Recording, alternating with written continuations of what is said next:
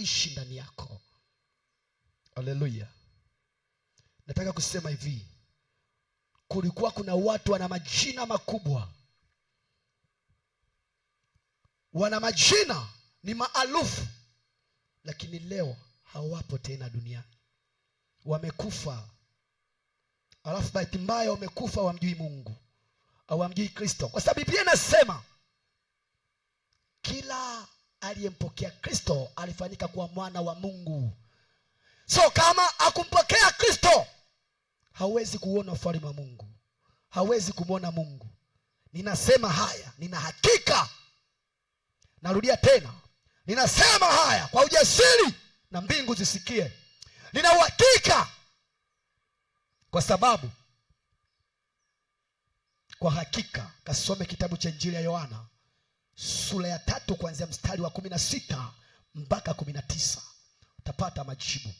Kila aliyemkiri Kristo alifanyika kuwa mwana wa Mungu, akapewa na uzima wa milele.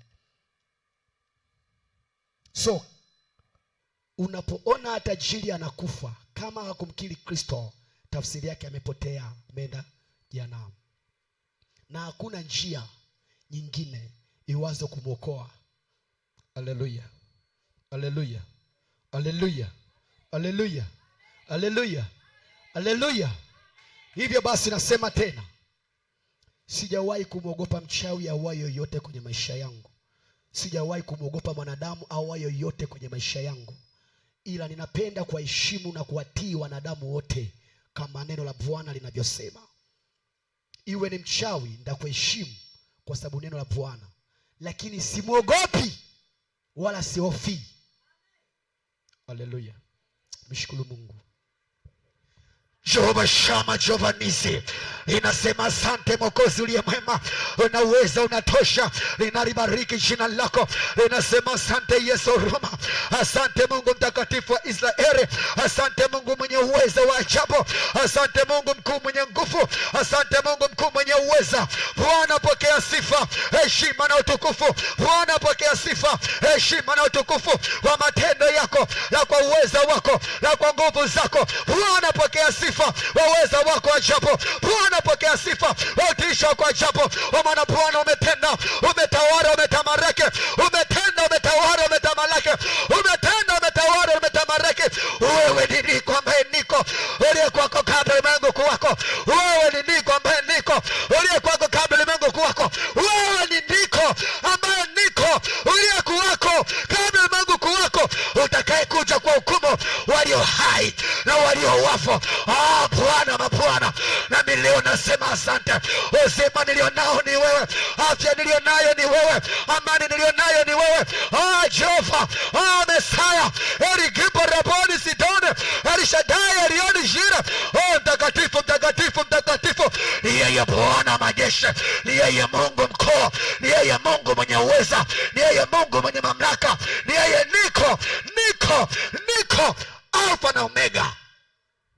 Bwana Yesu apewe sifa. Haleluya, haleluya. Bwana Yesu apewe sifa. Jehova Shama apewe sifa. Mungu wa amani yote apewe sifa. Hebu mpigie Yesu makofi.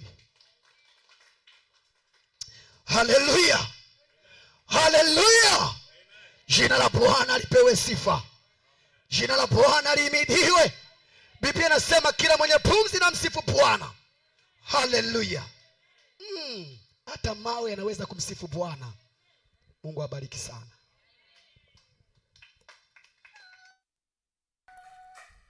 Haleluya. Pe Yesu makofi ya sifa zaidi pale mara ulipo.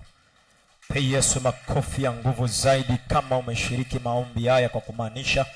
Weka makofi, sijasikia kigelegele cha nderemo na shangwe mbele za Bwana. Sijasikia kelele za vifijo mbele za Bwana. Haleluya. Mwambie jirani yako, hata sasa tumemwona Bwana. Mwambie hata kwa maombi haya tumeshinda zaidi ya kushinda. Mwambie tumepokea zaidi ya kupokea. Haleluya. Bwana Yesu asifiwe. Ni Jumatano nzuri kabisa ya baraka ambayo Kristo Yesu ameifanya. tulikubaliana siku ya jana, leo tutapiga hatua nzuri mbele zaidi. Tutaangalia kipengele kinachosema kurudisha nyota zilizochukuliwa. Amen. Neno hili unaweza kujiuliza maswali mengi. Nyota ni nini? Amen. Unaweza kujiuliza nyota ni nini? Nyota ni mikono ya kupokelea baraka kwenye maisha ya mtu. Amen. Nyota ni mikono ya kupokelea baraka kwenye maisha ya mtu. Ili mtu fulani abarikiwe, ni lazima nyota yake ionekane. Ili mtu fulani apige hatua fulani, ni lazima nyota yake ionekane. Bwana Yesu asifiwe. Ukimwona mtu yoyote duniani ana mafanikio, basi tambua nyota ya maisha yake anayo. Je, hiyo nyota ni nini? Nimesema ni mikono ya kupokelea baraka. Hiyo mikono iko wapi? Bwana Yesu asifiwe. Kwa lugha nyingine nyepesi ya kibibilia, tukisema neno nyota tunamaanisha ni kipawa ama ile unique talent ambayo Mungu aliimplement ndani yako tangu siku unazaliwa. Ile ndiyo nyota yako inayopokea baraka zako. Bwana Yesu asifiwe. Kila mtu duniani anacho kitu special, unique kwenye maisha yake, ambacho hicho kina uwezo wa kumidentify mahali popote, ama amesoma ama hajasoma. Kuna kitu Mungu ameweka ndani, ukikifanya hicho unaona tayari major breakthrough kwenye maisha yako inatokea. Kila mtu ana kitu chake. Yeremia 1:4. Neno la Bwana likanijia kusema, mstari wa 5, kabla sijakumba katika tumbo nalikujua. Mstari wa 6, kabla sijatoka katika tumbo nalikutakasa, nimekuweka kuwa nabii wa mataifa. Mungu anamwambia Yeremia, nalikujua tangu asili. Sijakujua leo, sijakujua jana, kabla sijakumba katika tumbo la mama yako, Yeremia, nilikujua. Mungu anamwambia Yeremia, wewe ni nabii tangu kuzaliwa. Nenda sura ya 2. Mungu anamwambia Yeremia, Yeremia, unaona nini? Yeremia anamwambia, ninaona mfito mlozi. Bwana anamwambia, umeona vyema. Maana yake Mungu alitaka kujua, je, Yeremia lile jicho la kinabii analo kweli? Haleluya. Kila unayemwona duniani ana cha kwake. Mgeukie jirani yako, mwambie I'm special. Mgeukie jirani yako bwana, hata kama Kiingereza kinapiga kona, kinapiga chenga, mwambie hivyo hivyo alivyosema mchungaji, I am special. Mimi ni mtu maalum. Mimi ni wa kipekee. Listen to me. Kila unayemwona hapa duniani ana kitu chake Mungu amempea, ambacho hicho ndicho kinatoa indication ya baraka zake. Hicho ndicho kinachosema huyu ni Cristiano Ronaldo, msikilizeni, mwangalieni. Hicho ndicho kinasema huyu ndio Lionel Messi. Hicho ndicho kinasema huyu ndio Mlisho Jakaya Kikwete aliyepita ndani ya taifa la Tanzania. Yaani nyota ya mtu ndiyo maisha ya mtu. Sijui kama unanielewa. Haleluya. Unajua leo unaona watu wanasifia, wanaambia hakuna mtu ana followers wengi duniani kama Cristiano Ronaldo. Ronaldo ana followers wengi. Mitandao yote, YouTube kavunja rekodi. Sijui TikTok wapi, Instagram kavunja rekodi. Amen. Amen. Ni kwa nini mnasema Cristiano Ronaldo? Kwa sababu ya nyota yake inaita watu wamfuate. Kinachompa mtu kupendwa, kinachompa mtu kutambulika, kinachompa mtu kusikilizwa, kinachompa mtu kufuatwa, kinachompa mtu nafasi, kinachompa mtu fursa ni nyota ya maisha ya huyo mtu. Kama nyota yako haipo, basi elewa maisha yako hayapo. Narudia tena. Kama nyota yako haipo, basi elewa maisha yako hayapo. Yeyote ambaye unamuona maisha yake yapo, basi tambua na nyota yake pia ipo. Bwana Yesu asifiwe. Bwana Yesu asifiwe. Yoyote anayeferi kwenye eneo la maisha ni yule ambaye ameibiwa nyota ya maisha yake. Na yoyote ambaye anakuwa ni succeed au success kwenye maisha yake ni yule ambaye ana nyota yake. Bwana Yesu asifiwe. Muulize jirani yako, wewe nyota yako ipo?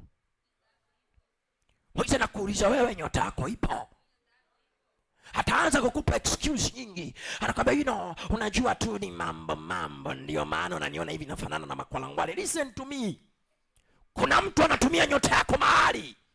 Kuna mtu anacheza na kibali chako. Hicho kibali kuna mahala kinachezewa. Hicho kibali kuna mahala kinashikiliwa. Hicho kibali chako kuna mtu anakitumia.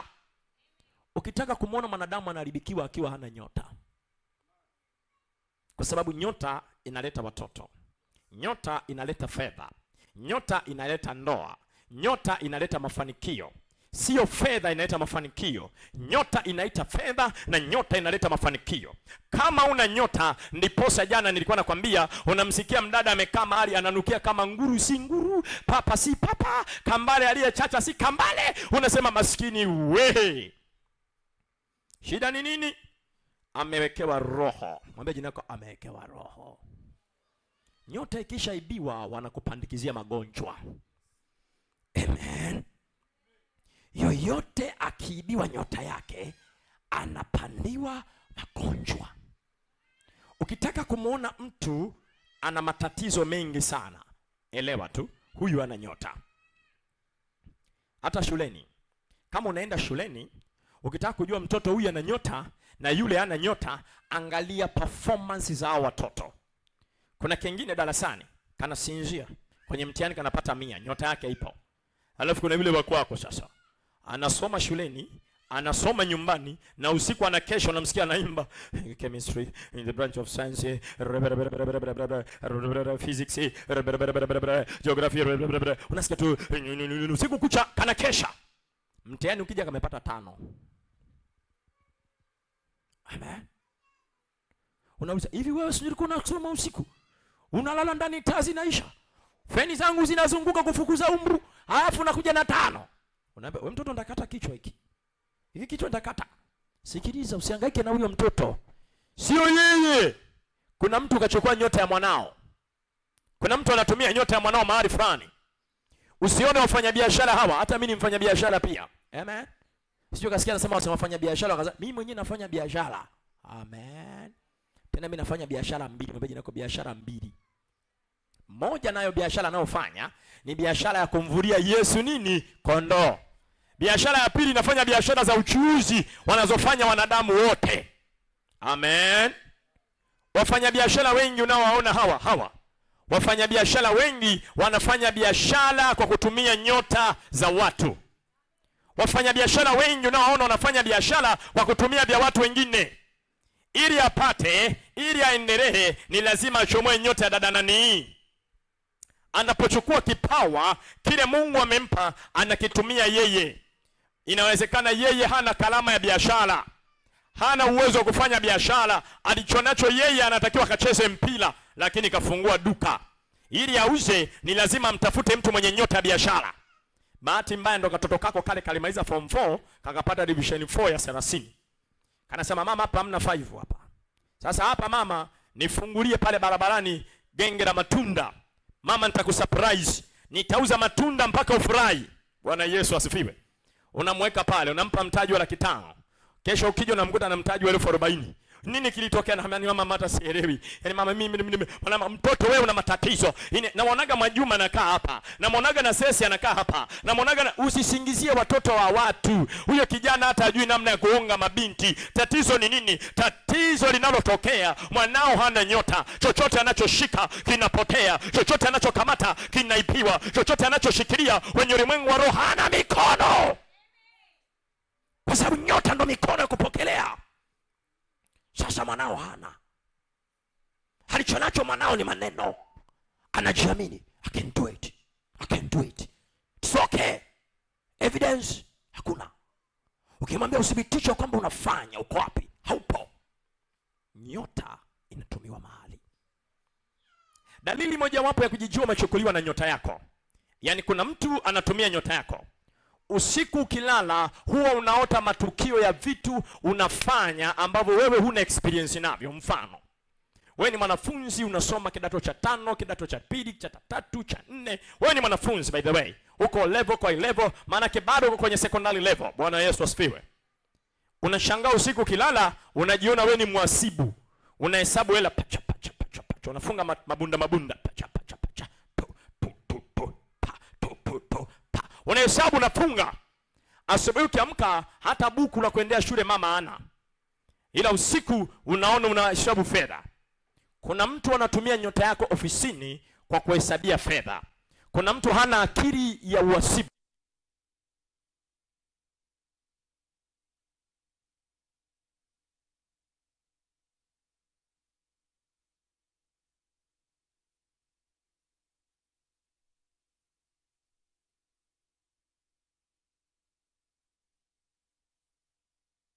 akashikiliwa, wewe mwenyewe bila kujijua.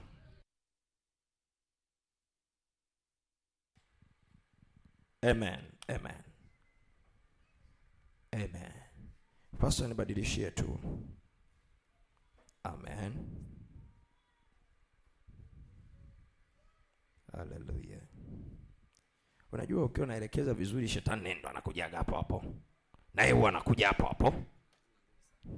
Amen. Lakini tutashinda.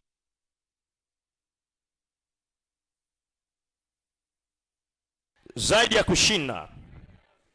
Bwana Yesu apewe sifa. Amen. Kwa hiyo wanapoona sasa nyota ya mwanao ina kibali, wanaanza kucheza na nyota ya huyo mtoto.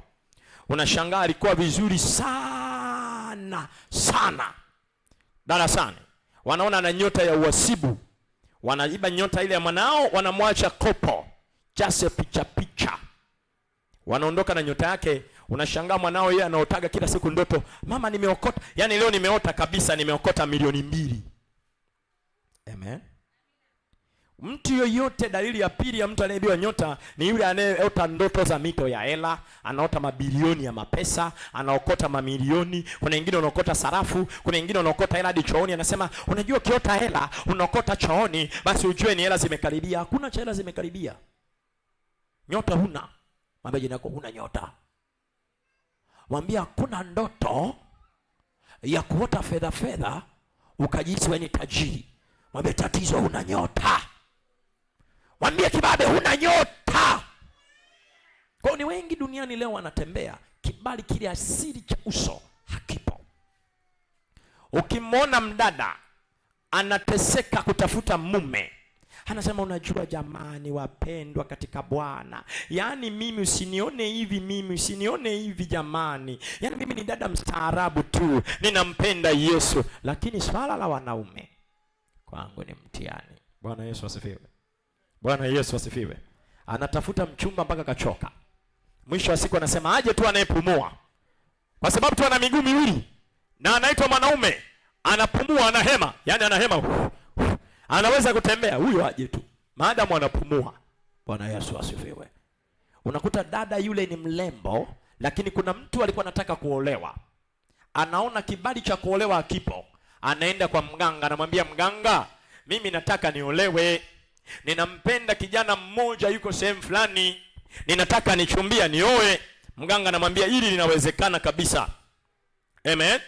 Anamwambia sasa cha kufanya niletee nguruwe, leta hiki, atatumwa chochote na mganga apeleke. Anapeleka kwa mganga, anapelekwa pa mganga zaka kutuma hata meno ya nguruwe upeleke. Siku na watu ametuma miguu ya sisimizi. Leta miguu ya sisimizi. Bwana Yesu asifiwe. Unaambiwa mfate Kalungu yeye ukachote miguu yake. Chota alama zake za miguu. Unampata wapi Kalungu yeye Dar es Salaam? Unaambiwa kamtafute cha Msegese umchote miguu yake. Unamtulia wapi cha Msegese huko Dar es Salaam huko? Wanyama wa porini. Amen. Amen. Mganga anakuambia niletee kinyesi cha fisi kilichokaa siku 4. Wewe unajuaje kimekaa siku 4? Unapeleka hela yako, anakuambia sawa. Kumbe yeye anajua kabisa fulani Happy ana nyota nzuri. Anaenda anachomoa nyota ya Happy, anakuambia sasa njoni kuoshe. Tunaenda makaburini saa 7 usiku, anaanza kukuosha. Anakuambia vua nguo, unavua nguo, unakaa juu ya kaburi, unaoshwa. Bwana Yesu asifiwe. Na kweli ukirudi tu mtaani, unashangaa kina Juma anaanza mambo. Dada wewe mlembo, chana na mimi. Wewe mzuri, niache. Shobot. Sio level yangu mimi wewe. Hallelujah. Hallelujah. Hallelujah. Ukiona kama mtu kana nyodo ujue yako tu kaliendeka kwa mganga. I'm telling you, wadada wanashinda kwa waganga wa kienyeji. Amen. Mdada akishasema nataka kuolewa, pazuri hapo. Alafu jambo lingine la ajabu, wanafunzi wa form 2 wanaongoza kwenda kwa waganga. Wanafunzi wa form 2, hujanielewa, na mwaka wa pili chuo wanaongoza kwenda kwa waganga wa kienyeji. Hakuna watoto washirikina wanajua kuroga kama wanafunzi wa form 2. Usikanielewa. Nimefanya kazi kwa mganga kabla ya kuokoka miaka 2. Unadhani haya nayajulia wapi wewe? Nayajulia wapi unadhani? Unadhani mchungaji kawaida tu ukae uende chuo cha theolojia utajua watu wanaingilia nyumbani, kwenye nyumba wanaingilia wapi? Yaani wewe usome Biblia utajua kwamba mtu akipakwa kinyesi cha fisi ndo anakuwa na mkosi. Unayajulia wapi hayo? Amen. Mimi kabla ya kuokoka mwaka 2005 na 2006 nilikuwa kwa mganga mmoja alikuwa anaitwa Maalim Juma. Huyu ndo alikuwa mwenyekiti wa waganga Ilala. Mimi nilikuwa ni mwanafunzi wake hodari. Ila akinipa majini anagoma. Amen. Ila nilikuwa najua dawa unidanganyi. Najua kutoa mapepo kwa staili zile za kiganga. Ukija na kupiga pooza, hata uje na jini kali kiasi gani kupiga pooza unatulia tuli. Amen. Hallelujah. Na sisi tulikuwa tunapiga chidundo barabarani kweupe. Unanikuta niko mwendo hapa. Tunazikiri. Bwana Yesu asifiwe. Hallelujah, hallelujah. Ukiona Mungu amemwokoa mtu ujue kuna sababu. Sikuanzia kwenye injili, nimeanzia kwenye uganga. Alafu Yesu akasema sikukuitia huko. Nilikokuitia ni hapa. Amen. Imefika nimehitimu, nimekomaa kuwa mganga. Alafu Yesu anasemaje sasa? Twende kanisani ukookoke. Sio kama unanielewa. Amen. Na ndipo 2007 mwanzoni nampa Yesu maisha. 2007 mwishoni naanza utumishi mpaka leo hii. Hallelujah. Hallelujah. Kwa nikaichapa injili tangu nikiwa kijana mdogo mpaka sasa. Kuna mtu anajua nimeanza injili jana. Wewe hesabu mwenyewe 17 mpaka leo. 2007 mpaka leo injili inaitandika. Iwe jua, iwe mvua, liwe baridi, iwe vita. Hivyo unajua kutoka kwa mganga, kutoka kwa disciple wa mganga kwenda disciple wa Yesu. Unadhani mganga anakuacha salama wewe? Alikuwa anatuma vimbola. Kila siku anatuma vimbola. Bwana Yesu asifiwe. Na ndio maana wanawacheka wachawi. Ukituma vimbola mimi naviona kwa sababu nimeanza kuviona hapo awali kwanza. Ukituma na sisi tunajua kutuma vya Yesu. Ukirusha na sisi tunajua kurusha vya Bwana. Ukisema moto, tunajua Mungu wetu ndiye moto urao. Ukisema fire, Yesu ndiye fire. Wachawi wasikubabaishe. Amen. Amen. Mchungaji anayekuhubiria hapa anawajua wachawi wanaingiaje ndani, anajua wanatokaje. Na ndio maana naongeaga mapema kabisa mchana kweupe. Wakati tunaanza huduma hapa niliwakamata wamama fulani hapa wa mtaa huu, wanatokea hapa hapa, niliwakamata wamekuja kuanga kanisani, niliwafungulia geti la nyuma wakatokea huku nyuma. Haleluya. Na hata leo wakiniuliza nasema mama wewe si nilikukamata? Goma ni amuru ucheze ile ngoma uliyokuwa unacheza siku ile kanisani. Tunaanza huduma hapa, walikuja wanaingilia hapa. Wamama wameambatana na mbaba mmoja. Wanakuja nikamwambia malaika wa mbweni hao. Wakawa uchi. Unajua tuache twende, nikamwambia sawa. Amen. Wanga wasikusumbue na neno lolote. Haleluya. Tunaye Yesu tunayemtumikia. Yeye ndiye njia, kweli na uzima. Tunaye Yesu tunayemtumikia. Yeye ni yote zaidi ya yote. Tunaye Yesu ambaye tunamtumikia. Yeye ni kimbilio la kweli. Tunaye Yesu ambaye tunamtumikia. Yeye ni maji yaliyo hai. Tunaye Yesu ambaye tunamtumikia. Yeye ni yote zaidi ya yote. Yeye ni simba wa kabila la Yuda. Yeye ni wa kwanza kati walio hai. Yeye ni njia, kweli na uzima. Yeye ni mtetezi wetu. Yeye ni ngome ya mwamba imara. Kwake tutajificha. Yeye ni kimbilio la haki. Yeye ni mtetezi. Yeye ni hakimu wa kweli, na kwa kupigwa kwake yeye sisi tumepona. Wachawi wasikubabaishe. Hata msikie mchawi gani, mwambie wewe kwetu ni chakula. Mungu wakati anawatuma wana wa Israeli waendelee mji ule wa ahadi, wakamwambia Bwana, hatuwezi kuingia katika mji ule. Tumeyakuta majito, tumekuta watu wenye misuli na milaba, tumekuta watu wanaotisha. Joshua na Caleb wakasema, wale majito mtawaona leo, hamtawaona tena kwena. Huko mbeleni wale wanakwenda kuwa chakula mbele zetu. Na mimi nataka nikwambie hivi, awe mganga, awe mchawi, awe mlozi, awe msoma nyota, awe mpiga mafundo, kwetu sisi akija atazikwa mchana saa 7 kweupe, jua likiwa linawaka. hakuna mchawi atakayemchekea, hakuna mganga atakayemchekea, hakuna kibengo atakayemchekea. Nataka nikwambie hivi, Yesu tunayemtumikia ndiye njia, kweli na uzima. Yeye ni yote zaidi ya yote, yeye ni kimbilio la kweli, yeye ni mtetezi wa kweli, yeye ni piganio la haki. Na ninataka nikwambie hivi, ama kuna mwanao, ama ni mume wako, ama ni watoto wako aliibiwa nyota yake, leo ile nyota itarudishwa, ile nyota ya uongozi itarudishwa, ile nyota ya kazi itarudishwa, ile nyota ya biashara itarudishwa. Utafanya biashara utapata faida, utafanya huduma utapata faida. Hakuna kukuzuia, hakuna kukurudisha nyuma. Mungu tunayemtumikia ameshuka ili apiganie maisha yako, ameshuka ili akuokoe tena, ameshuka ili akuweke huru tena. Waliosubiri wakuone unazalaulika, hautazalaulika. Waliosubiri wakuone unahangaika, hautahangaika tena. Ninataka nikwambie hivi, nimekuja kama nabii wa Bwana ukwambia, ndipo tumeni katika mtu uliokatwa unaweza ukachipuka tena. Ninatabiri madhabahuni kwa Bwana, afya yako ichipuke tena, afya yako ichipuke tena, uchumi wako uchipuke tena, ndoa yako ichipuke tena, maendeleo yako ichipuke tena. Ninatangaza kuchipuka kwako, ninatangaza kuchipuka kwako.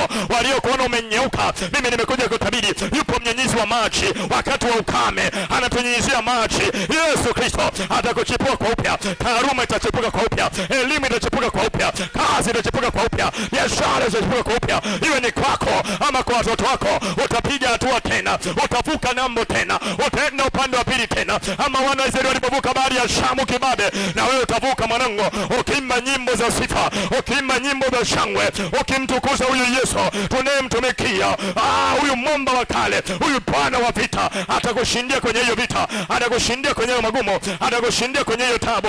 Usiogope mwanangu, na ndio maana Biblia inasema usiogope Jumatatu hata Jumapili. Biblia inasema usiogope Januari hata Disemba, yani siku zote kwa mwaka. Bwana anasema usiogope. Ninataka nikwambie hivi, wanakuondokea kwa njia moja, Bwana atawatawanya kwa njia 7. Bwana atawakimbiza mbele yako. Wale adui zako wanaokufuatia kwa mabaya wataibika huku na waona, wataanguka huku na waona, bali wewe utasimama, utasimama kwa kishindo, utasimama kwa baraka, utasimama kwa neema, utasimama kwa uweza, kwa sababu Yesu amekukirimia baraka za mafanikio, kwa sababu Yesu amekukirimia baraka za maongezeko. Natabiri maongezeko kwa mtu mmoja aliye hapa, natabiri maongezeko kwako, natabiri maongezeko kwako, natabiri maongezeko kwenye elimu, natabiri maongezeko kwenye biashara, natabiri maongezeko juu yako. Uongezeke na kustawi, ukatawi kama mtende na mwenezi Lebanoni, ukasema matunda mazuri ya siku za uzee, matunda ya ushindi, matunda ya baraka yakapatikane kwako. Maana Biblia inasema, na shoka limeshoka tayari katika mashina ya miti,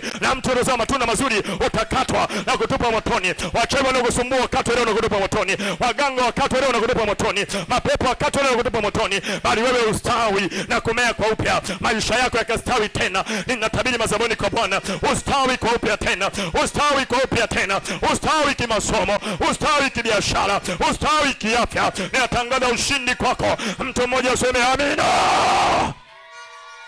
Haleluya, haleluya. Mwambie jirani yako, wewe utastawi na kuendelea mbele.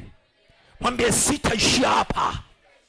Tikisa mtu mmoja, mwambie jirani, mimi sitaishia hapa. Sijasikia mtu akimwambia jirani yake. Tolee jicho jirani yako, mwambie jirani, mimi sitaishia hapa. Mwambie vita ni ya leo, kesho ni ya Bwana. Vita ya huzuni itageuka ya kicheko. Mwambie walionizalau leo, kesho wataniheshimu. Waliosema sifai, watasema nafaa. Waliosema sistahili, watasema nastahili.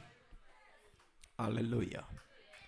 Kila yoyote mwenye kibali kikubwa ana vita kubwa. Ukubwa wa kibali chako, ukubwa wa vita yako. Ukimwona mtu ana vita nyingi, jua nyota yake ina kibali kikubwa sana. Ukimwona mtu anashambuliwa sana, jua nyota yake ina baraka kubwa sana. Ukubwa wa vita yako, ukubwa wa baraka zako. Ukiona una vita kwenye maisha yako, shetani alishamaliza kazi. Yeyote aliyeumbwa na Mungu, yeyote aliyeumbwa na Mungu ana afya njema, ana akili timamu, ana nyota yake. Vita ndugu yangu ni lazima vita iombwi. Narudia tena, vita zipo. Biblia inasema mateso ya mwenye haki ni mengi, Bwana mponye nayo yote. Biblia haijasema maisha ya mwenye haki ni furaha nyingi. Imesema maisha ya mwenye haki yana mateso, lakini Bwana mponya. Biblia inasema ujapoanguka utasimama tena. Haleluya. Mwenye haki akianguka usicheke. Mwenye haki akianguka usifurahi. Maana Bwana andaa meza machoni pa watesi wetu. lakini mwisho wake itakuwa ni kalamu ya ushindi kwa jina la Yesu. Biblia inasema ujapopita katika bonde la uvuli wa mauti, Bwana yuko pamoja na wewe. Ujapopita katika maji mengi, hayatakugarikisha. Upitapo katika moto, hautakuangusha, kwa sababu tunaye Bwana, simba wa kabila la Yuda, wa kwanza na wa mwisho, Yesu Kristo. Haleluya! Kama Bwana yuko upande wetu, ni nani aliye juu yetu? Bwana akisema ndio, hayupo kusema hapana. Yesu akikubariki, amekubariki. Wanadamu hawawezi kukushusha chini. Haleluya! Utajaribiwa leo, lakini sio kesho. Utatikiswa leo, lakini sio kesho, kwa sababu kesho Bwana ameiandaa kwa ushindi. Ayubu alijeruhiwa sana, aliumizwa sana, wakajua ndugu zake na rafiki zake kwamba it is over. Haleluya! Wakasema kabisa, Ayubu ameishia hapa. Amen, amen. Wakajua pale imeishia pale kwa Ayubu, lakini let me tell you, haikuishia pale. Bwana Yesu asifiwe. Ndio Mungu akaanza baraka na Ayubu kwa upya. Mungu ni Mungu wa kuinua siku zote. Mungu ni Mungu wa baraka siku zote. Rafiki, hata upitie magumu kiasi gani, usimwache Mungu kwa sababu ya vitu, ila acha vitu kwa sababu ya Mungu. Usimpoteze Mungu kwa sababu ya chochote, ila acha vyote kwa sababu ya Mungu. Bwana Yesu asifiwe. Bwana Yesu asifiwe. Kwa sababu vyote unavyoviita duniani viko kwa Mungu. Na ndio maana Biblia inasema utafuteni kwanza ufalme wa Mungu na haki yake, na kisha vyote mtazidishiwa. Biblia inasema tafuteni mali kwa bidii. Biblia inasema utafuteni ufalme wa Mungu na haki yake, vyote mtazidishiwa. Bwana Yesu asifiwe. Anemtafuta Mungu kwa bidii ametafuta vyote. Anetafuta vyote kwa bidii amepoteza vyote. Shika mwana nielewa. Ukikana Yesu kwa bidii, maana yake umekana vyote kwa bidii. Haleluya. Haleluya. Kwa sababu ukitafuta nyumba, nyumba ipo kwa Yesu. Ukitafuta gari, gari lipo kwa Yesu. Bwana Yesu asifiwe. Chochote unachotafuta kipo kwa Bwana. Amen. Jambo la msingi, mwabeja kwa jambo la msingi. Ukijiona una dalili hizi, mara moja komboa nyota yako kwa maombi. Amen. Amen. Mwambie kama unaotaga unafanya kazi ambazo kazi hizo huna experience nazo, amka mapema. Mwambie jirani yako, amka mapema. Bwana Yesu asifiwe. Kuna watu wanafanya kazi ambazo hawana experience nazo kwenye ulimwengu wa roho. Amen. Ukijiota una mabawa usiku unapaa, ndugu yangu, wewe unachukuliwaga msukule. Mwangalie mwenzi, mwambie ukijiota na mabawa imekuisha hiyo. Mwambie ukijiota na mabawa, mwambie mchungaji haraka kuombe. Amena. Kuna watu wanajionaga usiku ana mabawa makubwa anafanya. Unajua mimi ni giant kwenye ulimwengu wa roho, wewe sio giant, unawanga. Amen. Amen. Amen. Mkristo mwenye upako na nguvu za Mungu huwa wote ana mabawa. Bwana Yesu asifiwe. Utajiona tu wewe kwamba una nguvu za Mungu. Afu nguvu za Mungu hazijifichi. Let me tell you, nguvu za Mungu hazijifichi. Upako wa Mungu haujawahi kujificha hata siku hii moja. Upako unaonekana. Yaani upako unaonekana hata kama ukavaa short pants iko hapa. I'm telling you, upako wa Mungu haujifichi. Bwana Yesu asifiwe. Jana nimecheka sana. Nimepita mtaa huu, nilikuwa naumalizia mtaa. Jana nilikashangaa. Kakutana na katoto kamoja. Kakaniambia, "Shikamoo Yesu." Nikashtuka, "Hey!" Nikamwambia, "We, mimi ni mchungaji." "Shikamoo Yesu." Nikamwambia, "Yesu sio, Yesu yuko mbinguni, wewe acha kukufuru, mimi sitaki kufa. Mimi mchungaji." Kaniambia, Yesu." Nikamwambia, "Mimi sio Yesu, mimi ni mchungaji." Nikamwambia, "Jina langu naitwa Derek Daddy 6bet Mashiko. Mchungaji." Au sema nabii. Yesu." Nikamwona yuko. Nikamwambia, "Yuko wapi?" Hapo ndipo niliondoka. Kananiambia, "Huyu hapo." Naambia, "Yuko wapi?" Anasema, "Ukigeuka naye anageuka." Nikamwambia, "Kwa heri." Nikakumbuka andiko linasema, sio nyinyi mnaoishi bali Kristo ndani yenu. Ninataka nikwambie kuna majira yakifika hautaonekana wewe, ni Bwana ataonekana ndani yako. Musa mbele ya wana wa Israeli hakuonekana yeye, alionekana ni Yesu yuko ndani yake. Una majira yatatimia, hata wanakukataa wanasema ni Bwana yuko ndani yake. Mungu anatembea na mtu huyu. Huyu sio kwa namna ya kawaida, bali ni Bwana anatembea na mtu huyu. Kuna majira hutaonekana wewe. Mungu ataonekana. Bwana Yesu asifiwe. Kile kitoto nikikiona nitakuwa nakimbia. Kinamwonaje huyo Yesu alafu mimi simuoni na macho ya laoni? Hivi ushaiko kutafuta kivuli chako? Nilifanya hivi. Kanamuona nani? Namwambia ukapi, anasema ukigeuka anageuka. Nikamwambia kivuli, kanasema Yesu. Kasema huyu ni mtoto kweli huyu? Hapana. Bwana Yesu asifiwe. Na sijawahi kumwona mtaani, jana ndo nilimuona. Nilikuwa nakimbia naenda ofisini. Sasa nikakutana nacho kinaniambia, "Shikamoo Yesu." Nikamwambia, "Mimi sio." Bwana Yesu asifiwe. Si unajua utukufu wa Bwana uguswi? Utukufu wake ni wake. Sasa kinyi kanamuona mimi simuoni. Haleluya. Mwambie jirani yako mtafute Mungu kwa bidii. Mwambie kuna majira ukikaa na Mungu vizuri, maisha yako hayawezi kuwa ya kawaida. Mwambie jirani yako kuna majira ukikaa na Yesu vizuri, wewe utaonekana, Kristo ataonekana. Biblia inasema mimi nipungue, wewe uongezeke. Mimi nisionekane, wewe uzidike. Kristo anapozidi kuonekana ndani yako, ndipo upako wa aina tatu wote unazidika ndani ya maisha ya mtu. Upako wa kwanza dunamis utaonekana, exousia utaonekana, epikainzo itaonekana, ambako ni uvuli wa mwisho uliopitiliza. Maana yake kitakachokuwa kinaonekana ndani yako ni utukufu wa Mungu. Musa alivuka viwango vya kibinadamu kwa kumtafuta Mungu kwa bidii. Sio kama unaelewa.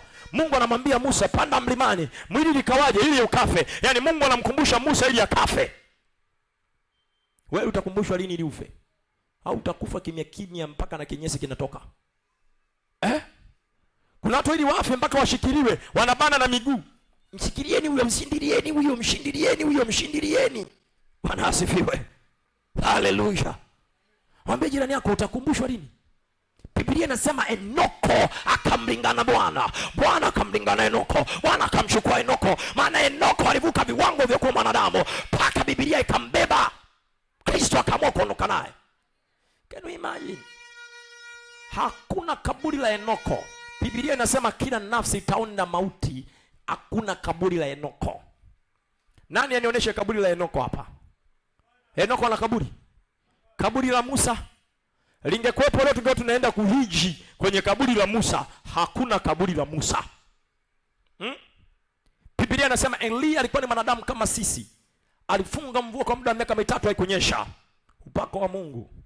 Leo hii mvua ya mafuriko inapiga, wachungaji wamekaa wanajificha ndani. Tunachungulia madirishani hivi. Oya, imekata inaendelea, inanyesha. Utashuka mwanangu. Unasikia kuna watu wanakufa huko Manzese. Wacha wafe na dhambi zao bwana, sikuwafia msalabani mimi. Lakini majira yakinaelia kwa sababu wewe tulia. Bwana Yesu asifiwe. Unajua shida moja, Mungu tulie naye hatujui kumtumia. Amen. Amen. Amen. Hatujui kumtumia Mungu tulie naye. Elia akufa. Halo. Lilikuja gari la moto, likamzoa mzima. Elisha kalia, baba yangu, gari la Israeli na wapanda farasi wake. Elia akamtupia koti.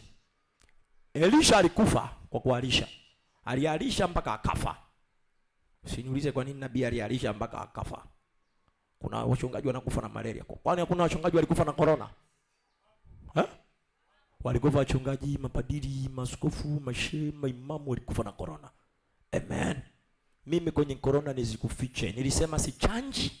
Nafuatilia mahubiri yangu mpaka leo yako mtandaoni. Nilisema sichanji, hatuchanji, na nilisema hizo barakoa vaini nyinyi. Nilivaa barakoa siku moja, tena ni kwa sababu nilikuwa naenda kumzika rafiki yangu. Kuna rafiki yangu mmoja alifariki kule Shirati, alikuwa ni kiongozi wa kiserikali, nikasema naenda kumzika rafiki. Ukifika mlangoni unasema nunua barakoa ndio uingie. Bila barakoa huwezi kuingia kwa msiba wa viongozi. Nasema okay. Maana mkifika na gari mashuka bwana, tunaomba barakoa. Amen. Siku nikachukua barakoa nikaivalia huku chini ya kidevu. Haleluya. Kanisani kwangu nilisema hatuchanji, siziki mshirika hata mmoja kwa corona, na sikuzika hata mmoja kwa corona kwa jina la Yesu. Sio kwamba najivuna, ninajiamini na Mungu ninayemtumikia. Wewe kama unajivunia Panado, jivunie Panado. Wewe kama unajivunia mwarobaini, jivunie mwarobaini. Mimi najivunia Yesu, kwa maana ninajua yeye ni yote zaidi ya yote. Ninajua yeye ni mponyaji, ninajua yeye ni wakili, ninajua yeye ni hakimu, ninajua yeye ni mtetezi, ninajua yeye ni ngao, ninajua yeye ni ng'ombe, yeye ni ngome. Kristo ni yote. Kama uko na Yesu uko na vyote. Bwana Yesu asifiwe. Haleluya. Sasa unamkuta mtu yupo anategemea Panado kidogo tu, leta hiyo amoxicillin. Yesu amoxicillin. Amen. Haleluya. Walokole wa leo dhaifu sana. Bwana asifiwe. Sio kwamba kunywa dawa ni kosa. Sisi nikahubiri hapa, kuna mtu alikuwa na dozi hapa ya malaria. Ulali neti, unaugua malaria afu unataka kujifanya wewe una upako. Utakufa na upako kama Elisha. Alifanya miujiza 32 akanywa maji machafu akaalisha mpaka kufa. Na alikuwa nabii. Halo. Paulo alikuwa na upako. Uji upako wa Paulo wewe. Paulo aling'atwa na nyoka nkaa. Nyoka mwenye sumu ya fila, Biblia inaelezea. Nyoka akamuuma Paulo nkaa. Paulo akampukutia kwenye moto. Hakutumia dawa. Hakutibiwa. Na aling'atwa na nyoka afa akaendelea kusurvive. Upako huo. Lakini upako kwenye kusulubiwa ulishindwa kufanya kazi. Halo. Halo. Upako una sehemu zake. Hujasoma maandiko wewe. Filipo ndio mtu wa kwanza kutuonesha upako wa papo kwa papo. Alimbatiza towashi pwa kwenye maji. Alafu baada ya kumbatiza tu towashi pwa kwenye maji, kilichotokea unajua nini? Akadisapia kutoka Dar es Salaam mpaka Mwanza pia. Sekunde akaibukea Mwanza, akawa kwa hekaluni anahubiri, Yesu ni Bwana, Yesu ni njia, kweli na uzima. Sekunde. Bwana Yesu asifiwe. Walimchinja mpaka kufa. Halo. Unaweza kuwa na upako usijue kazi yake. Stefano alipigwa mawe. Anasema, ninaona lango la mbinguni linafunguliwa. Ukija kunipiga mimi mawe, naagiza mawe yakurudie mwenyewe. Mimi lango halijafunguliwa bado. Amen. Usikubali vingine kirahisi. Narudia tena, vingine usikubali kirahisi. Stefano akasema, ninaona malango ya mbinguni yamefunguliwa. Ninamuona Yesu. Paulo akasema, pigeni mawe mpaka muue. Kipindi anaitwa Sauli. Bwana asifiwe. Haleluya. Usio kila kitu nakubali. Asije bibi mmoja pale Mwanga, dada mmoja mchawi anakufanyia ndumba na ngengerengende, unasema tu sawa, Biblia imesema kikupiga shavu ili mgeuzie lingine. Si ndio tunasema hivyo? Ngoja kwanza niulize vizuri kwa lokole. Eti Biblia imesema ukipigwa shavu hili mgeuzie? Njoo nipige nikuoneshe. Utajikuta una meno. Anangu nitakusukutua mpaka utasema hii. Kwani Biblia hajasoma? Kwani ukusoma vizuri maandiko pia? Yesu alisemaje? Chino kwa chino, jicho kwa jicho. Hujasoma maandiko vizuri wewe? Haujasoma vizuri. Pasa hawasoma Biblia. Hawajasoma vizuri Biblia. Wakati Yesu anakamatwa, wale mitume wakachomoa panga. Wakamuuliza, Bwana, tutumie panga zetu. Kabla Yesu hajajibu, mtu akakatwa sikio. Kwa! Mtume alimkata mtu sikio. Mtume wa Yesu. Yesu akamjibuje? Hamsomagi maandiko Yes, Biblia inasemaje pastor? Rudisha upanga wako alani, sio muda wake wa kuutumia. Don't test me. I will show you the right time kutumia upanga. Amen. Hii mchungaji usoma maandiko. Vita vya rohoni inapigana na mapepo. Wewe uje ujigeuze jini makata nikuchekee. Ndakusukutua mpaka uwe Stefano. Sema amina. Haleluya, haleluya. Unajua wachungaji wako wanapigwa madhabahuni. Ndugu yangu mimi ukija na kupiga mtama. Na kupiga mtama kwa jina la Yesu, mbebeni huyo. Wachungaji zamani, pastor, mimi nimehubiri semina moja. Mwenzangu akasimama madhabahuni, akasema kama kuna waganga na wachawi hapa, waje tuzichape za kiroho. Kajamaa kana upako. Mganga mmoja akatoka akajifanya kapandisha majini. Akaja akamkuda mchungaji roba mpa, akamtuliza hapa. Mchungaji analia. Sasa unataka tumkemee huyu? Huyu ni wa kukemewa? Huyu ni wa kukemewa? Anampiga mchungaji jebu light. Pepo anajua kupiga jebu na light. Pepo anajua pakati cross. Pepo gani huyo? Pepo anajua hii inaitwa mawashi geli, hiyo kogeli. Huyo ni pepo. We. Ukirusha mawashi utakula raundi kiki. Tumemalizana. Bwana asifiwe. Tasema mkimaliza hapa kamhudumieni huduma ya kiroho. Ya kimwili ulishampa. Sema amen. Wewe huwezi kuelewa. Kuna wakati mapadri wa kanisa la Roman Catholic waliendesha vita inaitwa vita ya msalaba. Crusade. Hakuna vita inaogopwa kama hiyo duniani.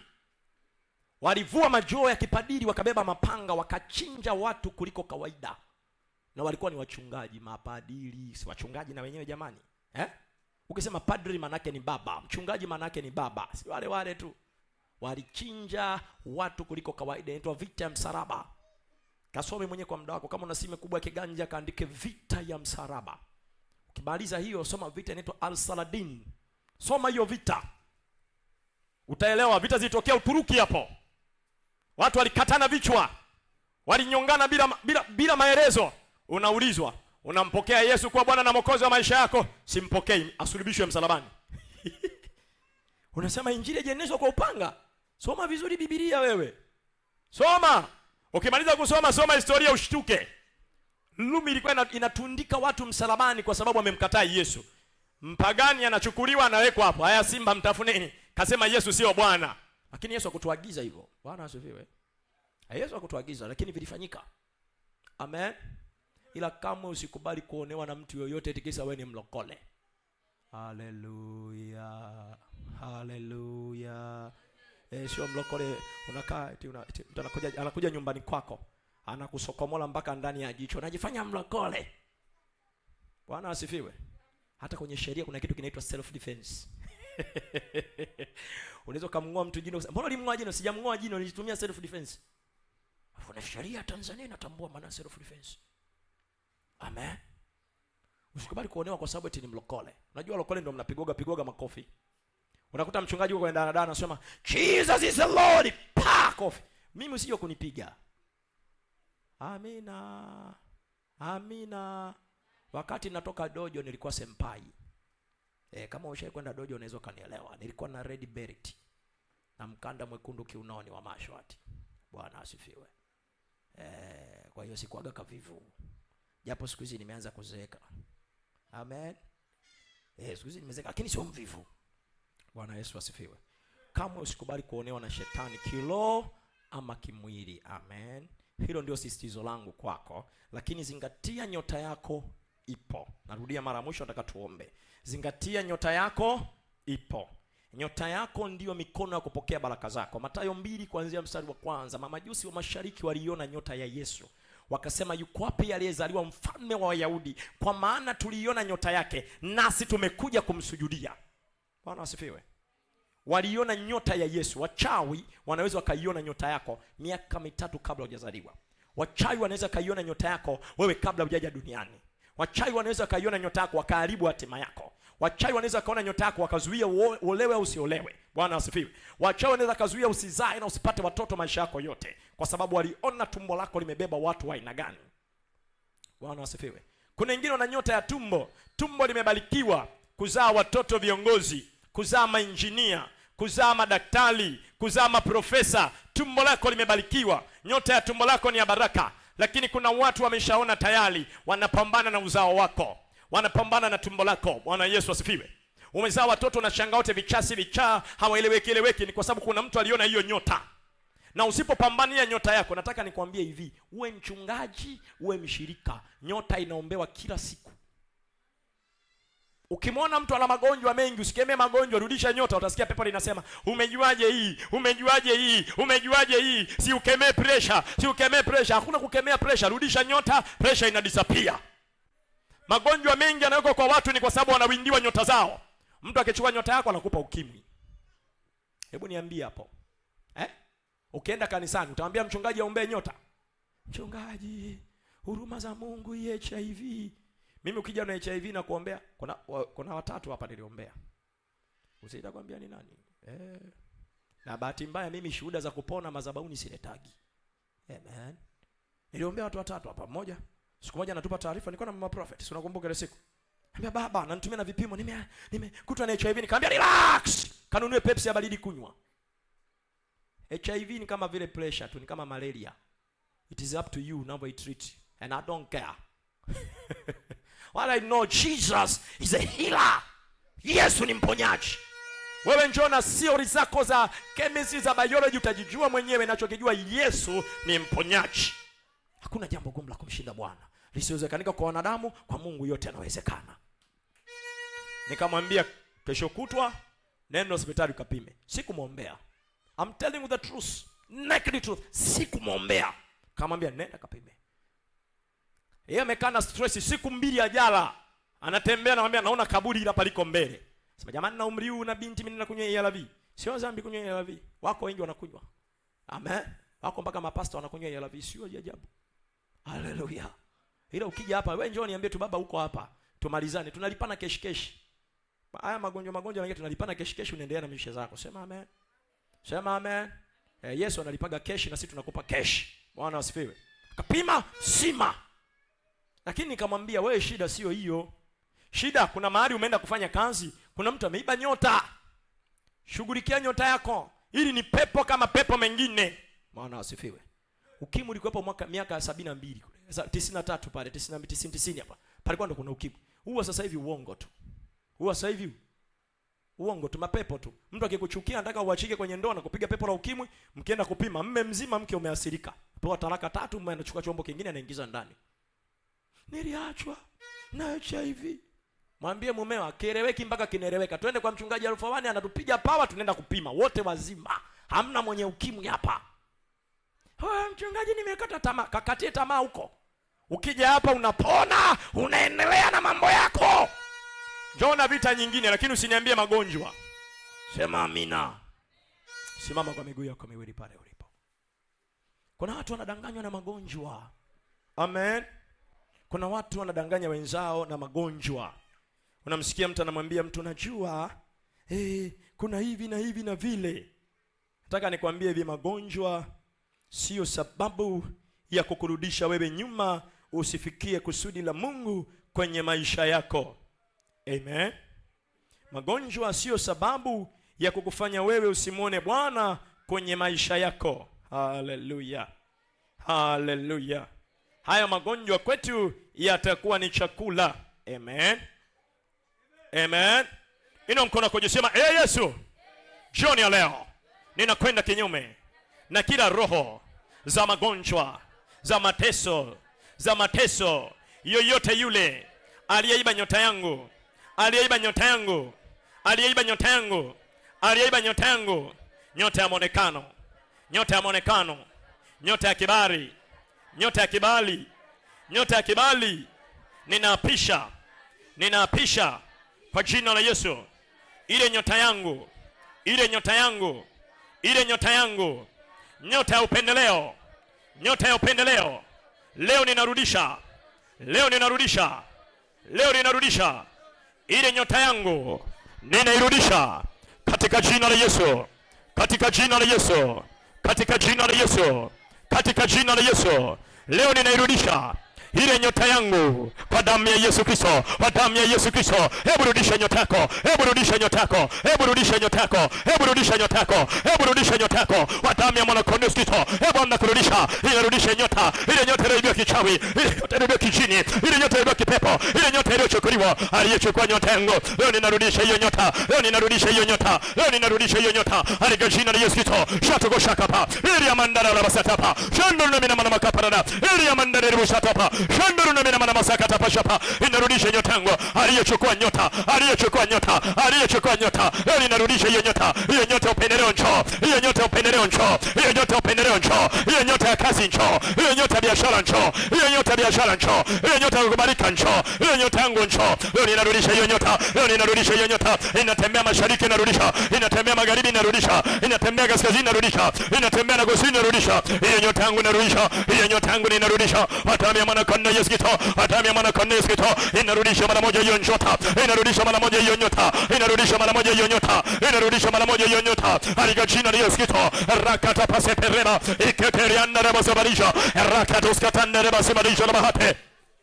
Karabasakata, Iriamandere Bosatapa, Iriamandara Bashatapa, Shanduru Minamana Caparada, Iriamandere Boshatapa Shapa, Indere Bosatapa, Yamandu Minamana Shatapa, Yamandu Basatapa, Iriamandara Bakaya Bakaya, Recate Perebo Sopranande Shikadusha, Recoto Sopranande Segeduska, Ratapa Satata, Yamandere Bosakataya, Reprandere Bokaya, Eprandere Bokaria, Makaya Yoshekatia, Inarudisha Nyota Huya, Narudisha Nyota Mamhuya, naonesha nyota dada huyo, ayarudisha nyotake, ayarudisha nyotake, katika jina la Yesu Kristo. Chao! Rudisha mara moja.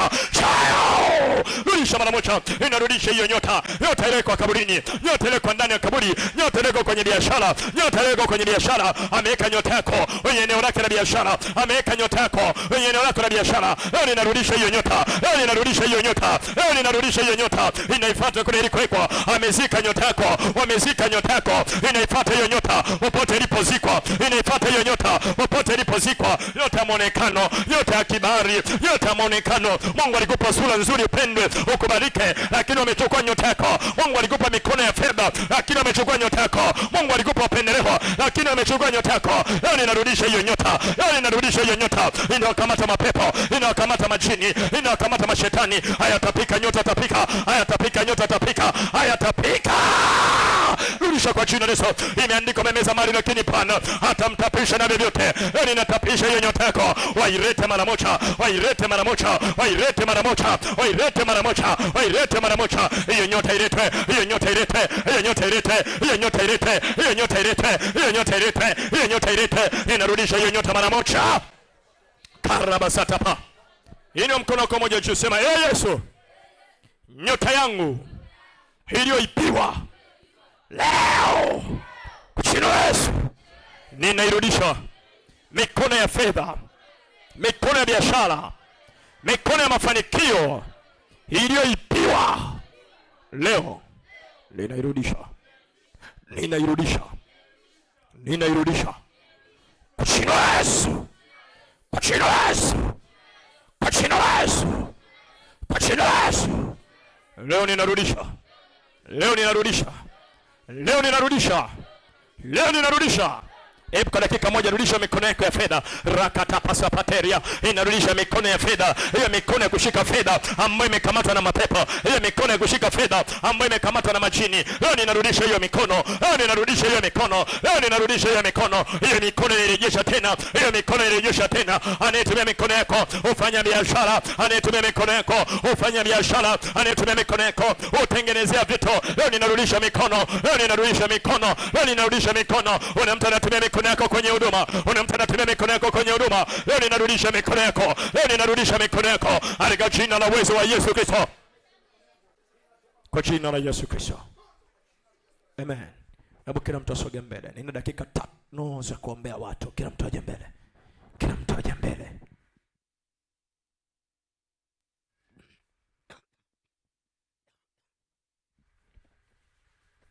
Kila mtu aje mbele.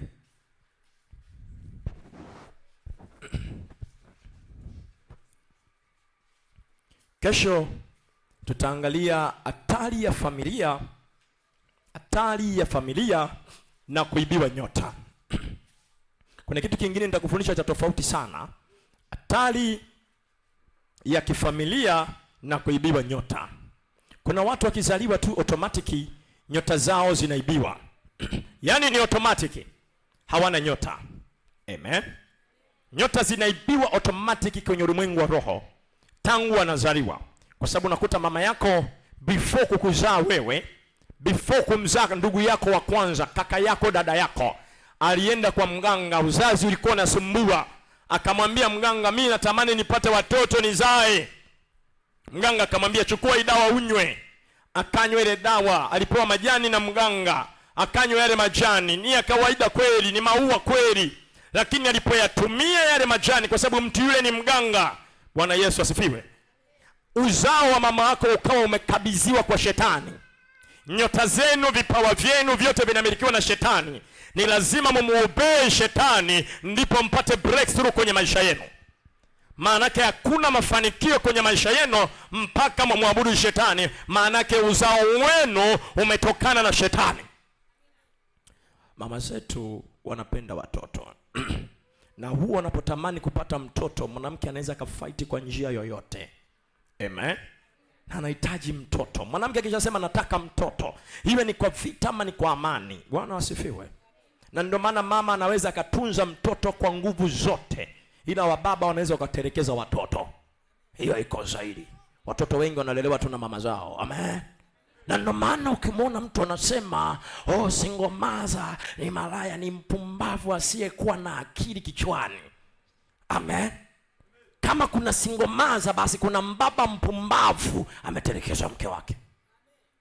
Usilaumu single mother kwa sababu kuna mwanaume amebebesha mtu mimba kakimbia. Sio kama unanielewa. Na kunaga mwanaume anamfuata mwanamke anamwambia nimekuja tu date ili tuzae, afu nisepe. Tunapoendaga kwa mama tunaambia unajua I love you.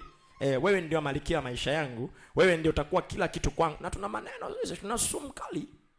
Ukishaingia kwenye mfumo una tumbo na kimbia jua alikuwa linawaka saa 6. Wewe mimba ya kwangu, wewe kichani ni. Wewe kichani ni. Kamtafute baba aliyekupa hiyo mimba. Kama mama kana hukumiwa, alafu kesho unamzikuta mjinga amekaa. Kuna wale watu wanatengeneza content. Ukimwona mwanamke ana mtoto hafai kuolewa, ni mataila. Amen. Kaka yako ndio kamzalisha kamkimbia. Haleluya. Hivi ni waulize wa mama mliko hapa. Kuna mama anapenda kuitwa single mother? Kuna mama anapenda kuitwa single mother? Kuna mtu anatamani nizalisheni ili nikae nao? Kuna mtu anatamani hivyo? Hayupo. Haleluya. Ni kosa ni la wanaume wenyewe. Unabebesha binti watu mimba afu unakula chocho. Unasema simjui mimi huyu. Umjui wapi? Bwana Yesu asifiwe. Kwenye hili swala mimi si waungi wanaume. Afu unakuta mianaume hiyo ndio iko busy mtandaoni inatengeneza content. Ukimwona mdada amezaa na mwanaume wake hayupo, usioe. Afu bahati mbaya uta dadake naye kazalishwa hajaolewa. Haleluya. Unaweza kukuta mama yake naye alimlea akiwa single. Alafu limekomaa mtandaoni, usioe. Bwana Yesu asifiwe. Bwana Yesu asifiwe. Haleluya. Hebu inua mikono yako juu. Kwangu mimi single mother ni mwanamke wa samani sana. Bwana asifiwe. Kwangu mimi single mother ni mwanamke wa samani. Ana usamani wake. Japokuwa watu wana mislead na mistreat mwanamke ambaye ni single. Amezaa tu kaaba wa kaka yako, baba yako mdogo. Maana usingekuwa kaaba wake, mwanamke anajipa mimba mwenyewe. Labda niwasaidieni kabla sijaomba. Hakuna mimba ya mwanamke, mimba ni za wanaume. Narudia tena, hakuna mimba ya mwanamke, mimba ni za sisi wanaume. Amen. Nikuambia jambo la ajabu. Mimi hapa kwa kwangu. Sasa wewe chukua damu yangu, chukua na huyu kapime. Ni damu moja. Bwana asifiwe. Chukua damu ya huyu na mjomba wake kama ni moja. Tofauti haipo. Sasa utasingiziaje hiyo mimba ni ya mwanamke? Amen. Kama mimba zingekuwa ni za kwao basi wabebe wenyewe. Yaani waitunge wenyewe, waibebe wenyewe. Hiyo shughuli haipo. Hapo namsikia mtu, "Kwenda uko na tumbo lako, tumbo la kwako." Amen. Yaani huo mfuko ni wako. Bwana Yesu asifiwe. Mama mbaba asikusumbue. Akikupa tumbo mwambie hili ni tumbo lako wewe. Nimekubebea miezi 9. Amen. Amen. Chipsi kuku dai mwanangu. Narudia tena, dai chipsi kuku. Amsha saa 9 za usiku dai miguu ya kuku. Amsema amen. Mama anasema je, baba hapo nitapigwa vibaya. Hata kama akikupiga mwambie nitaendelea kudai miezi 9. Haleluya. Haleluya. Haleluya. Ino mikono kwa Yesu. Yesu. Yote iliyoibiwa. Yote iliyoibiwa. Yote iliyoibiwa. Chao. Chao. Chao. Chao. Chao. Nyamaza kimya niombe. Kwa jina la Yesu. Yote iliyoibiwa ya mtu yoyote aliyoko hapa, yote ya mikono, yote ya fedha, yote ya mafanikio, yote ya biashara, leo ninairudisha, leo ninairudisha, leo ninairudisha, leo ninairudisha, leo ninairudisha, leo ninairudisha kwa jina la Yesu Kristo. Ile nyota iliyoibiwa, ile nyota iliyoibiwa, ile nyota iliyoibiwa, ile nyota iliyoibiwa, ile nyota iliyoibiwa, ile nyota iliyoibiwa, ninaagiza kwa jina la Yesu, ninaagiza nyota. Ninaagiza nyota. Power touch. Ninaagiza nyota kurupusha hiyo nyota. Ita hapo. Chao. Ninahakisha wewe umeiba nyota ya uzao. Umeiba nyota ya uzao. Umekaa ndani ya mwili wa dada huyu. Imefika mwisho. Enough is enough. Imetosha, imetosha. Ninakoleza moto mara 7. Ninakoleza moto mara 7. Chao. Rudisha huyo. Umeiba nyota ya uzao. Wekea mkono kwenye hilo tumbo la huyo dada. Marakabra santa. Marakabra santa brakida. Rapra supra kataleba kandaremo santa. Ripra kaduska teneriama santa lebo. Repro koto seperende rebakania. Raketende rima santa namakania. Rekoto pranisha lahate. Ciao! Narudisha hiyo nyota. Mighty Father and my only friend Jesus Christ, I decree and declare, I the fire anointing of the Holy Ghost. Inachilia nguvu ya moto roho, inachilia nguvu ya moto roho, inachilia nguvu ya moto roho, inarudisha vilivyoibiwa, inarudisha vilivyoibiwa, yote ya mikono, yote ya mikono, yote ya fedha, yote ya mafanikio iliyoibiwa kwenye maisha yako, iliyoibiwa kwenye maisha yako, inarudisha mara moja, inarudisha mara moja, inarudisha mara moja, inarudisha mara moja. Ciao! Ciao! Ciao! Touch! Ciao! Rudisha! Rudisha! Rudisha! Rudisha! Rudisha! Hiyo nyota rudisha! Hiyo nyota rudisha! Hiyo nyota rudisha! Hiyo nyota rudisha! Hiyo nyota rudisha! Hiyo nyota rudisha! Hiyo nyota rudisha! Hiyo nyota rudisha! Unatumia nyota yake ufanyia kazi zingine, unatumia nyota yake ufanyia mambo yako. Leo ninakupiga kwa moto, leo ninakupiga kwa moto, leo ninakupiga kwa moto. Naitaka hiyo nyota, naitaka hiyo nyota, naitaka hiyo nyota, naitaka hiyo nyota, naitaka hiyo nyota, naitaka hiyo nyota, naitaka hiyo nyota, naitaka hiyo nyota. Nasafiri kwenye ulimwengu wa roho, naitaka hiyo nyota, natembea kwenye ulimwengu wa roho, naitaka hiyo nyota, naitaka hiyo nyota. Hiyo nyota yake njoo, hiyo nyota njoo, hiyo nyota njoo, hiyo nyota njoo, nyota iliyozikwa njoo, nyota iliyo kaburini njoo, nyota iliyo kaburini njoo, nyota iliyo kaburini njoo, nyota inayotumia kwenye biashara njoo, hiyo nyota iliyokamata njoo, hiyo nyota iliyokamata njoo. Napitisha moto, napitisha moto, napitisha moto, napitisha moto, napitisha moto, napitisha moto, napitisha moto, napitisha moto, napitisha moto, napitisha moto. Leta hiyo nyota, leta, leta hiyo nyota, leta, leta hiyo nyota, leta, leta hiyo nyota, leta. Ciao! Touch. Power. Touch. Leta nyota ya mwonekano, leta nyota ya mikono, leta nyota ya fedha, leta nyota ya kibali, leta hiyo nyota, leta hiyo nyota, leta hiyo nyota, leta hiyo nyota, leta hiyo nyota, leta hiyo nyota, leta hiyo nyota. Shatoko shakapa, leta hiyo nyota, leta hiyo nyota, leta hiyo nyota. Ninatembea kwenye ulimwengu wa roho, leta nyota yake, leta nyota yake, leta nyota yake, leta nyota yake, leta nyota yake. Ninairudisha hiyo nyota, ninairudisha hiyo nyota, hiyo nyota ambayo umeiba, mimi nairudisha tena, ninairudisha madhabahuni pa Bwana, nairudisha mikononi mwake, nairudisha mikononi mwake. Holy Ghost fire. Touch. Touch. Rudisha kwa jina la Yesu. Karabasakata. Pili amanda rabasatapa. Nyota yake rudisha. Nyota yake rudisha. Nyota ya mikono, nyota ya mafanikio, nyota ya upendeleo. Ciao. Ciao. Ciao. Ciao. Ciao. Ciao. Rudisha. Rudisha. Rudisha. Rudisha. Rudisha. Rudisha. Rudisha. Rudisha kwa jina la Yesu. Ciao. Shatokosakatapa. Pili amakasakatapa shapa. Shandarabasatapa. Ciao. Rudisha. Shatokosakatapa. Pili amandarabasakata. Rudisha nyotake. Rudisha nyotake. Rudisha nyotake. Rudisha nyotake. Rudisha nyotake. Ciao. Leta nyota hiyo. Leta nyota hiyo. Leta nyota hiyo. Leta nyota hiyo. Leta nyota hiyo. Nyota ya fedha, nyota ya maendeleo, nyota ya baraka. Ciao. Ciao. Leta nyota yake. Nyota ya mwonekano, nyota ya upendeleo, nyota ya kibali. Ciao. Ciao. Jina Yesu. Beri ya masakata. Karabasakata. Ciao. Rudisha. Narudisha nyota. Nyota ya mtoto. Nairudisha. Naitoa ndani ya shimo. Naitoa ndani ya shimo kwa damu ya Yesu. Ciao. Rudisha. Ciao. Rudisha. Ciao. Rudisha kwa damu ya Yesu. Narudisha nyota. Nyota yako. Nyota yako. Nyota ya biashara. Nyota ya biashara, nyota ya biashara inairudisha, nyota ya biashara inairudisha, nyota ya maendeleo inairudisha. Chao! Chao! Waliiba nyota ya biashara, ninapisha mara tatu, ninapisha mara tatu, ninapisha mara tatu, ninapisha mara tatu. Ile nyota ya biashara, ile nyota ya biashara, ile nyota ya biashara, ile nyota ya biashara, ile nyota ya biashara ikitimia tatu, mlipuko wa moto. Moja! Chao! Leta! Leta kwa jina la Yesu. Chao! Leta! Chao! Leta! Chao! Leta! Kwa damu ya Yesu, kwa damu ya Yesu, kwa damu ya Yesu, kwa damu ya Yesu, kwa damu ya Yesu, kwa damu ya Yesu. Leta mara moja.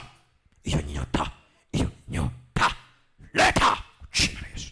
In Jesus mighty name, Father. Pokea kwa damu ya Yesu. Barakitosa barakate leba. Chao! Nyota ya mafanikio, nyota ya huduma, nyota ya fedha, nyota ya biashara. Chao! Chao! Kwa jina la Yesu. Nyota yake nairudisha, nyota yake naileta, naifuata kule ilikoshikiliwa. Chao! Chao! Chao! Rudisha kwa jina la Yesu. Parakabra santa brakida. Hiyo nyota iliyoibiwa, hiyo nyota mafanikio, hiyo nyota ya baraka, nafungua milango ya fedha, nafungua milango ya fedha, na wainua destiny helper kwa jina la Yesu Kristo. Chao! Rudisha kwa damu ya Yesu. Chao! Rudisha kwa damu ya Yesu. Natangaza baraka za Bwana, mpenyo na mafanikio. Pe Yesu makofi ya juu zaidi. Haleluya! Mwambie jirani yako, utashinda zaidi ya kushinda. Mungu wa mbinguni akubariki. Muda wetu umekimbia sana leo kuliko jana. Yesu akushindie, akupe ushindi wa kusonga mbele, akupe nguvu ya mafanikio, akupe nguvu ya baraka. Neema ya Mungu ipitao fikra na mawazo ya wanadamu ikafunuliwe juu yako. Pe Yesu makofi ya juu zaidi pale mara ulipo. Weka makofi zaidi kwa mwanaume Yesu. Haleluya. Sasa nataka nikuruhusu uende na amani ya Kristo. Ukiwa na sadaka yako utamtolea Bwana mwishoni kabisa. Amen. Kesho tutaendelea na kipengele cha somo hili. Kuna sehemu nataka tujifunze zaidi. Bwana Yesu asifiwe. Nataka tuangalie hatari ya kuibiwa nyota tangu unazaliwa. Bwana Yesu asifiwe. Hapa unaweza ukajikuta unadondoka bila kutegemea. Amen. Kuna watu nyota zao ziliibiwa toka siku ile wamezaliwa. Yaani umezaliwa pa, dokta aliyekuwa anamsaidia mama yako hakuwa binadamu. Kesho nitakuelezea. Amen. Kesho nitakuelezea vizuri. Mwambie jana kesho baba ataeleza vizuri. Kuna mashetani waliovaa miili ya binadamu. Kwa Kiingereza tunawaita semi-demon. Hallelujah. Kwa Kiarabu tunawaita albotan.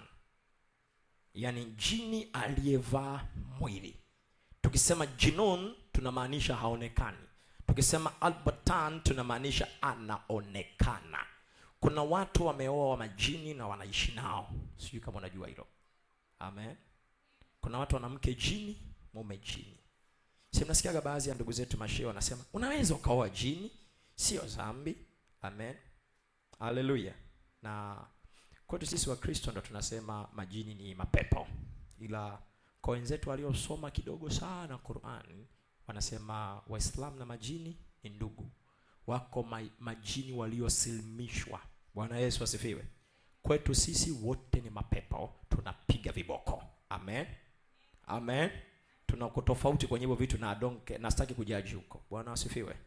Ile kesho nitakuelezea kinaga ubaga.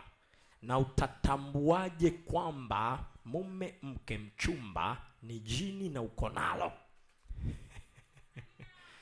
Hapa wabinti wengi watapoteza wachumba hapa. Bwana Yesu asifiwe. Utamjuaje kama ni jini na uko naye? Kesho nitakuelezea vizuri kabisa. Na tutashughulika na nyota yako iliyoibiwa. Amen. Jana nilikupa ahadi nitaelezea kuhusu chuma ulete, nikasahau kukwambia. Kesho nitakuelezea. Utajuaje ofisi yako imewekewa chuma ulete? Haleluya. Kwanza la haraka tu. Sehemu yako ya biashara ukiamka asubuhi kwa kuta imeloa, umeumia. Narudia tena. Kama unafanya duka, hamna mvua, hamna nini, ukifika mlangoni unakuta kuna maji yamemwagika, umeumia. Nitakuelezea kesho nini kimefanywa. Amen. Mtu ambaye mbele ya ofisi yako majani hayaoti, umeumia. Haleluya. Ni mchanga lakini jani hazioti mbele, zinaota ubavuni, umeumia. Kesho nitakuelezea wameweka nini na uombeje na nini ufanye uweze kutoka na hiyo hali. Amen.